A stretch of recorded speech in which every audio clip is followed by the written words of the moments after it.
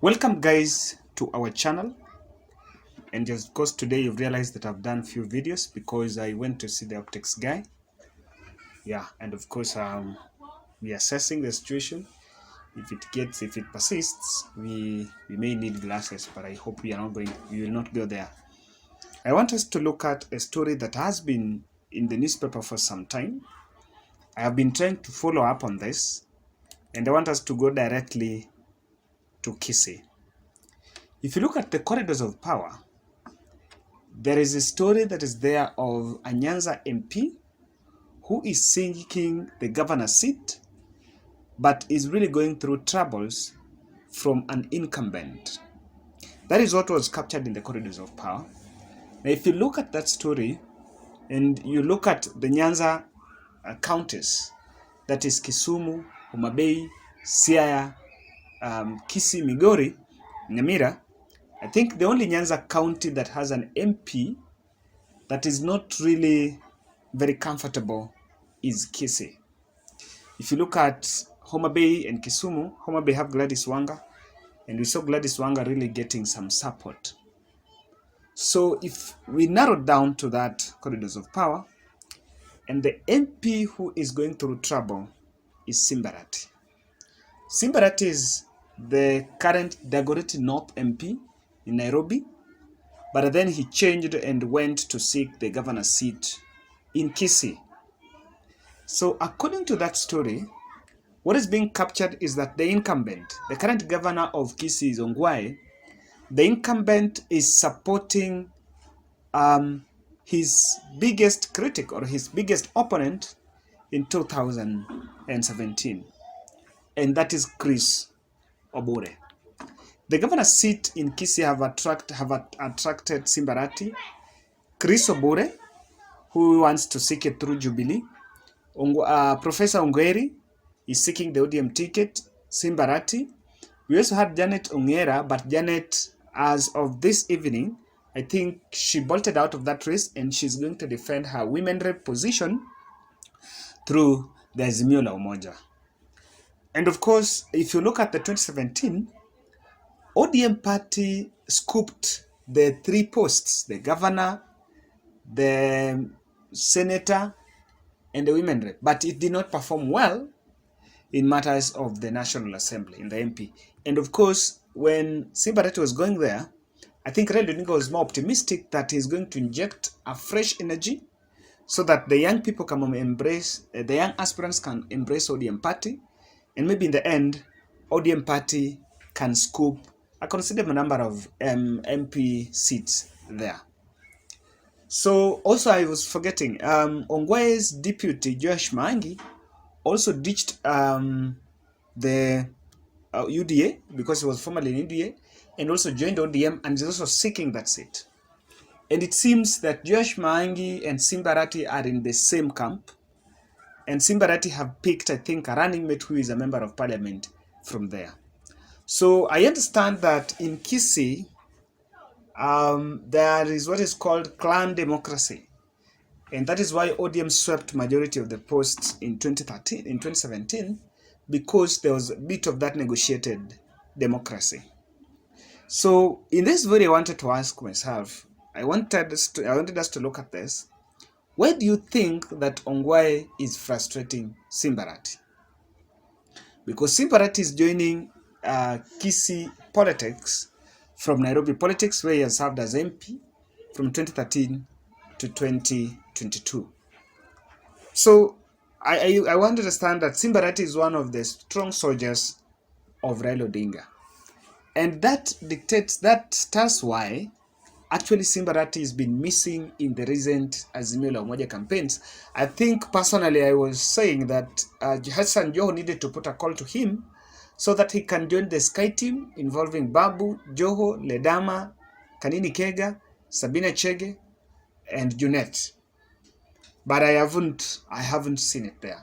So guys, before we proceed to look at this, how Kisii politics is playing out and why really the incumbent is a bit uncomfortable with Simba Arati, if you've not yet subscribed, take a second and subscribe. And more importantly, also click the notification bell so that when we publish a video, you will be notified. So fast forward, let's look at this, guys. Why do you think that Simba Arati, the local politics, is not playing against him? One, I have to say that if ODM wants to win the governor's seat in Kisii, Simba Arati should be the candidate.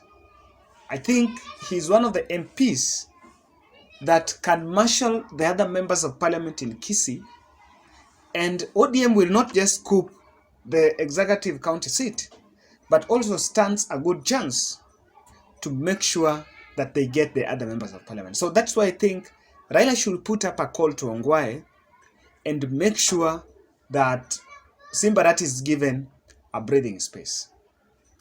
Another reason why I think I'm rooting for Simba Arati for that post is there is something that is happening in Kisii. It's called the politics of age. Majority of voters in 2022 are young people, but that is notwithstanding the issue of the age. Ongwae is supporting Kisii Obure, and it seems he's in the same camp with Professor Ngeri. Kisii Obure and Professor Ngeri are seen as the old folks. Then Simba Arati, Josh Mangi, and the other team are seen as the young turks. Now, one thing I love about the young turks is because they will inject vigor in Raila Odinga's campaigns. They will inject the fresh energy in Kisii. I think there is a need for things to be done differently in 2022. If you still take in Kisii, 2017, Raila did not have young turks. You only had Ongeri, who is an old folk. You had Ongwae, who was an incumbent. He's also an old folk. And honestly speaking, I think it is going to complicate things for ODM. But if they really want to get people to go and vote, one thing I love about Simba Arati is that Simba Arati is a field marshal. If it is about turnout, I think I saw him during the by-election in Kibera. He was out and was everywhere. And these are people that have played national politics very well. If you give them down, if you take them down there, they are going to convert to the presidential ballot. Someone is asking me whether he can deliver as a governor. I don't think that at this stage, Simba Arati is a wrong bet. If anything, if there is someone who, they have been in, the other politicians have been in Kisii politics. But then this is a new energy coming from Nairobi, and it's coming to inject fresh. This is a new energy coming from Nairobi, and I think is injecting fresh ideas in Kisii politics. Lastly, I think Raila Odinga should take this careful, because with Ongwae introducing this issue of Kisii Obure, he's trying to complicate things for ODM party. Even though ODM has an alliance with Jubilee Party, but that does not mean that ODM is supposed to lose their values, their identity, and their pride.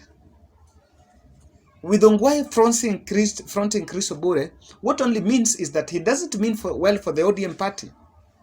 And so if there is going to be a joint ticket, a joint nomination between Kisii Obure, Ongeri, and Simba Arati, if that politics is introduced, then Simba Arati might lose and Kisii Obure might take it, because Ongeri and Arati are going to divide the votes. So I think Raila Odinga should just take charge of the Kisii politics if he really wants to convert the other elective posts to the presidential ballot. But then Obure, as much as yes, he's not bad, and ODM has a very good pact to the Jubilee Party, but there are some areas that I think it should just be left open. What I don't understand is whether the clan politics is going to play in favor of Simba Arati. So guys, if you're from Kisii, you can tell us. I just wanted to make this analysis very brief and just also try to bring to your attention whatever is happening. And I think I'm also doing short because I have a problem in my hand here. Yeah, when I was going to the dock, I was involved in some mild accident, but I'm picking up well. So guys, that was my analysis for the day. And you can also tell us whether clan politics can play for or against Paul Simba Arati.